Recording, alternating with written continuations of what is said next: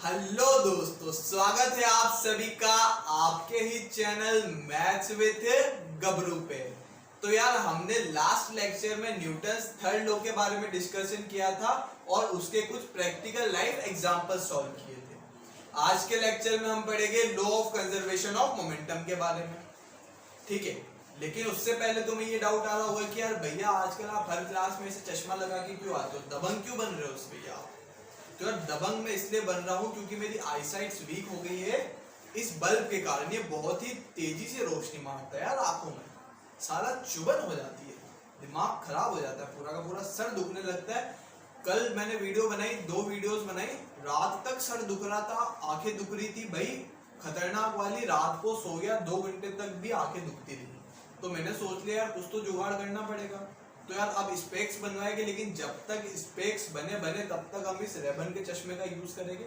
ये भी चश्मा गिफ्टेड है, बहुत ही अच्छे पर्सन ने गिफ्ट किया है हमें। तो इस गिफ्टेड भी मेरे पापा को है, सॉरी मेरे को भी गिफ्टेड नहीं है, ये मेरे पापा को गिफ्टेड है। पापा पहनते नहीं है तो अपन पहन लेते हैं, अपन थोड़े स्टाइल मान लेते हैं अपने यूट्यूब चैनल पे। ठीक है, तो स्टाइल मारते मारते पढ़ेंगे आराम से। Law of conservation of momentum क्या होता है भाई साहब? ये इसकी डेफिनेशन अगर मैं बोलूं कि sum of momentum of two object before collision is equals to sum of momentum of two object after collision provided there is no external force applied on them. ये तो हो गई इसकी डेफिनेशन, लेकिन ये डेफिनेशन पक्का सर के ऊपर से गई है भाई साहब, श्योर हूं मैं, श्योर। क्यों सर के ऊपर से गई है? क्योंकि तुमने ऐसा कभी सुना ही नहीं कि sum of momentum before collision after collision. हो क्या रहा है भाई, एक्सप्लेन करो डिटेल में। तो इसको थोड़ा सा डायग्रामेटिकली मैं एक्सप्लेन करने की कोशिश करता हूं। जब तक मैं इसका डेरिवेशन नहीं करूंगा तब तक पूरी फील तो चमकेगी नहीं, लेकिन थोड़ी सी फील में चमका देता हूं। क्या होता है भाई, ये 2 ऑब्जेक्ट है m1 और m2। इसकी इनिशियल वेलोसिटी है u1 और इसकी इनिशियल वेलोसिटी है u2। इसका इनिशियल मोमेंटम है m1 u1 और इसका इनिशियल मोमेंटम है m2 u2। ठीक है, प्रोवाइडेड है कि u1 ग्रेटर देन u2 है, मतलब ये ज्यादा तेजी से चल रहा है और ये कम तेजी से। तो यार अभी m2 आगे है और m1 पीछे है, लेकिन m1 की वेलोसिटी ज्यादा है। तो क्या होगा, धीरे धीरे m1 आगे बढ़ता जाएगा, m2 भी आगे बढ़ रहा है, लेकिन m1 ज्यादा तेजी से आगे बढ़ रहा है। तो एक पॉइंट आएगा जब m1 और m2 कोलाइड करेंगे। क्या होगा, जब m1 और m2 कोलाइड करेंगे, और जैसे ही m1 और m2 कोलाइड करेंगे, भाई ये पॉइंट तो समझ में आया, m2 की चल रहा है u2 वेलोसिटी से, m1 चल रहा है u1 वेलोसिटी से। u1 ज्यादा है u2 से, मतलब m1 की वेलोसिटी ज्यादा है। तो अगर m1 ज्यादा वेलोसिटी से चल रहा है तो एक पॉइंट पर क्या होगा, m2 से टक्कर खाएगा ही खाएगा, डेफिनेटली खाएगा, क्योंकि इसकी वेलोसिटी ज्यादा है। और जैसे ही ये कोलिजन होगा, इसका जैसे ही कोलिजन होगा तो m1 m2 पे फोर्स लगाएगा और m2 m1 पे फोर्स लगाएगा, बिकॉज न्यूटन्स का third law, for every action there is equal and opposite reaction.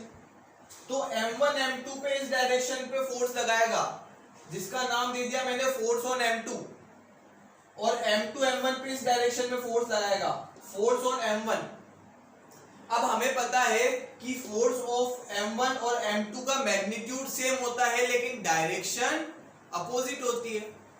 तो क्या होगा, Fm1 is equal to minus Fm2। Minus क्यों लगाया मैंने?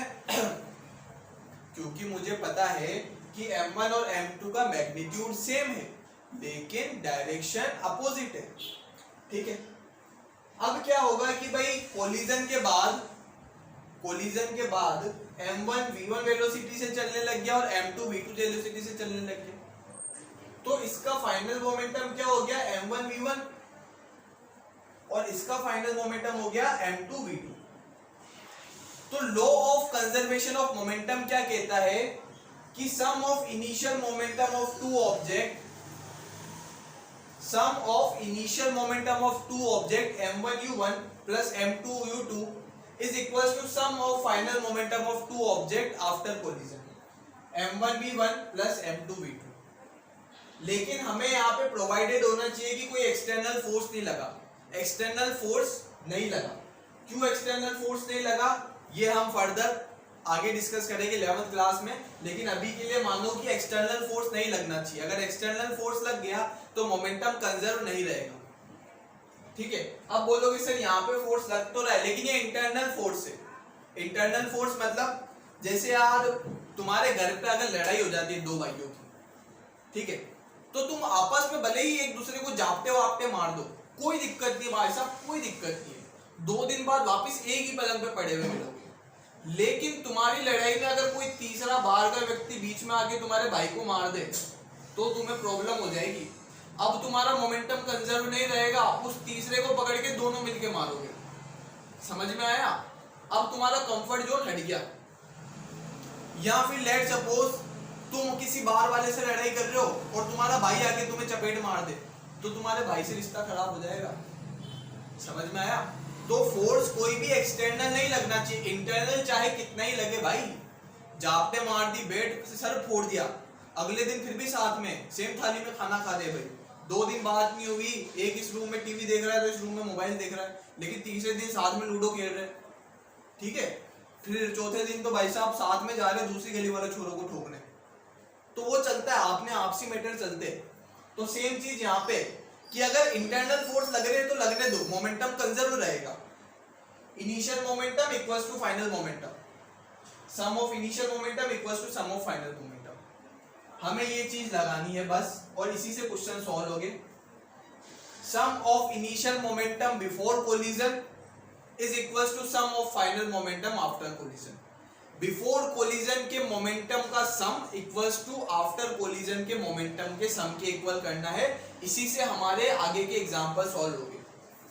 अब ये आया कैसे, इसका डेरिवेशन अपन देखेंगे, अभी ये देखेंगे, लेकिन ये समझ में आ गया कि ये फॉर्मूला लगाना है m1u1 plus m2u2 equals to m1v1 plus m2v2। ठीक है, एक बार स्क्रीनशॉट लो, फिर मैं एक क्वेश्चन लिखता हूं, उसके थ्रू में क्वेश्चन क्या, सॉरी, पहले इसका अपन डेरिवेशन करेंगे सॉल्व, उसके बाद क्वेश्चंस पे आएंगे। अभी इसका स्क्रीनशॉट लो एक बार। अब हमें क्या प्रूफ करना है, law of conservation of momentum का डेरिवेशन। क्या प्रूफ करना है, मतलब m1u1 plus m2u2 equals to m1v1 plus m2v2। इसको कहते हैं हम सम ऑफ इनिशियल मोमेंटम्स, और इसको कहते हैं सम ऑफ फाइनल मोमेंटा। मोमेंटम्स नहीं कहते, सॉरी, मोमेंटा कहते हैं। जैसे तुम बॉय हो, अगर बहुत सारे लड़के आ जाए तो उसको बॉयज, तो वो उसका प्लूरल मीनिंग हो गया। तो मोमेंटम का बहुमूल्य क्या होता है, मोमेंटा।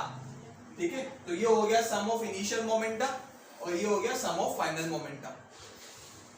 इसको हमें प्रूफ करना है, और प्रूफ करेंगे हम इसकी हेल्प से। देखो कंडीशन क्या थी, कंडीशन में वापस समझा देता हूं। शुरुआत में एक ऑब्जेक्ट है m1 मास का और एक ऑब्जेक्ट है m2 मास का। इसकी वेलोसिटी है u1 और इसकी वेलोसिटी है u2। u1 की वेलोसिटी ज्यादा है u2 से, मींस u1 ज्यादा है u2 से। ठीक है, मतलब ये ज्यादा तेजी से चल रहा है और ये कम तेजी से। तो अगर ये ज्यादा तेजी से चल रहा है तो एक ना एक टाइम ऐसा जरूर आएगा जब m1 m2 को टक्कर मारेगा। तो वो कंडीशन ये रही जब m1 ने m2 को टक्कर मारी। ठीक है, जब टक्कर मारी तो m2 के ऊपर फोर्स लगा है Fm2। Fm2 का मतलब है फोर्स ऑन m2। अब जब m2 के ऊपर m1 ने फोर्स लगाया तो m2 ने चूड़ियां तो पहन नहीं रखी, तो वो भी न्यूटन्स के थर्ड लॉ के अकॉर्डिंग m1 पे जरूर टक्कर मारेगा, लेकिन किस डायरेक्शन में, अपोजिट डायरेक्शन में। तो m1 ने क्या करा, m2 ने क्या करा, m1 पे फोर्स लगाया अपोजिट डायरेक्शन में। उसका मैग्नीट्यूड क्या है, सेम। तो देखो क्या लिखा है मैंने, force on m1 equals to minus of force of m2। इसका मतलब समझना, इसका मतलब क्या है कि अगर मेरे m2 पे 5 न्यूटन फोर्स लगा है, m2 पे अगर 5 न्यूटन फोर्स लगा है तो m1 पे कितना लगा है, -5। -5 क्यों लगा है, मैग्नीट्यूड तो सेम है लेकिन डायरेक्शन अपोजिट हो गई। और डायरेक्शन क्यों अपोजिट हुई, क्योंकि एक्शन एंड रिएक्शन हमेशा अपोजिट डायरेक्शन में लगते हैं, इसलिए मैंने force on m1 equals to minus of force of m2 लिखा है। ठीक है, अब देखो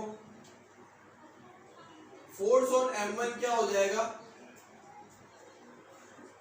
change in momentum of m1 upon time. Force on m1 क्या हो जाएगा, change in momentum of m1 upon time. Change in momentum कैसे निकालूंगा, final momentum minus initial momentum upon time. m1 common ले लो यहां से, तो ये आ जाएगा मेरा m1 by T v1 minus u1।